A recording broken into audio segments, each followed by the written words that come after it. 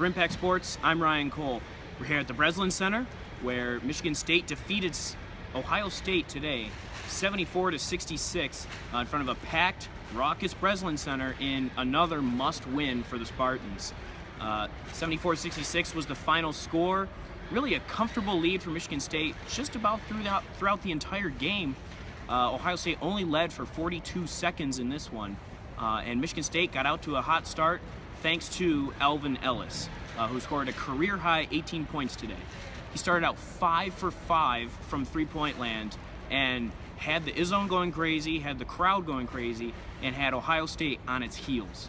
The Buckeyes fought back a little bit. Mark Loving had a solid game, 22 points from him, but they couldn't really get much from the rest of their scorers. They only had one other double-digit scorer. Two of their top three scorers on the year were in foul trouble all day, that being Jason Tate and Trevor Thompson. Foul trouble kept those guys on the bench a little more and left Mark Loving really to be the only guy with a hope for Ohio State. Michigan State, as Tom Izzo talked about in his press conference, he's a little upset with when Michigan State will get out to an 8-10 point lead, maybe even 12, and allow a run back. Ohio State would go on these 6-0 runs after a timeout to fight back in the game and make Michigan State sweat a little bit. But alas, Michigan State came out, as I said, hot with Alvin Ellis, and when he cooled off for the second half, Miles Bridges emerged. Now, Bridges had a poor first half. Izzo called it average in the post-game, but then he got more aggressive on the defensive end as well as the offensive end, ended up scoring 17 points, 11 rebounds, so a double-double for the freshman out of Flint. Nick Ward also, another quiet 15 points from him. It's amazing what he can do with his back to the basket. Really some amazing footwork down there, and he just looks nimble. And how about that new fresh haircut? He was 5 for 6 from the free throw line. He was 4 for 4 on Saturday against Iowa. I'm not saying, I'm just saying. 9 for 10 since he got that haircut. Good looks, Nick Ward. Another big thing about Michigan State, rebounding. They won the rebounding margin 39-33 against Ohio State, who is a bigger team.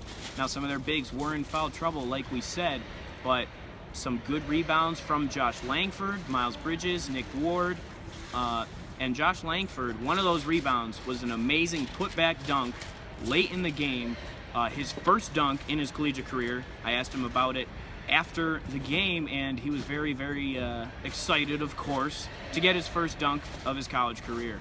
So showed some athleticism, something the Spartan fans have been waiting to see really the entire year from the five-star freshman.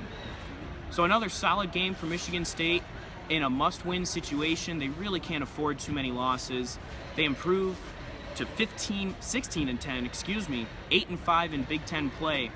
They travel to Purdue on Saturday. Purdue, the number 16 team in the country, beat Michigan State by double digits here at the Breslin Center a few weeks ago. Spartans look to rebound from that at Mackey Arena on Saturday. That's a big, big opportunity for a signature win, something Michigan State really doesn't have other than Northwestern and Minnesota this year.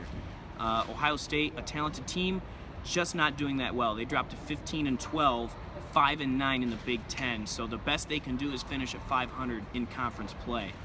Tough season for Thad Matta and his crew.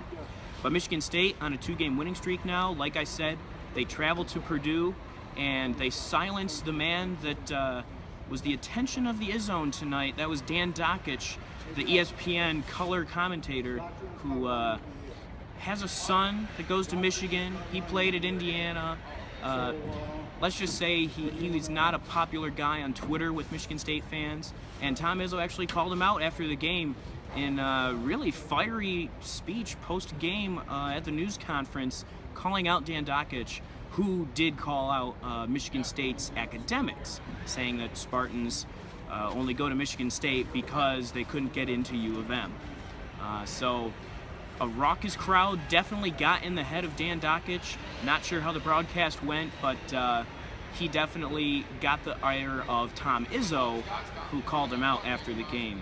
But if Izzo's team lost today, Dakich probably would have been the least of his concerns. because he had an 8-point victory for the Spartans, 74-66, Izzo decided to take some time to call out Dan Dakich. So the Izzone got after Dakich, and the Izzone was very excited to see a win. Now Michigan State, after the 2 straight home wins, will travel to Purdue in front of the Paint Crew at Mackey Arena, looking for a signature victory. That's about all the time we have here at the Breslin Center. Once again, 74-66, Michigan State wins. For all of your Michigan State sports news, check out impact89fm.org/sports and listen to the Impact Izzone podcast, where we'll be breaking down everything Michigan State basketball, including these 2 home victories. For WDBM, I'm Ryan Cole.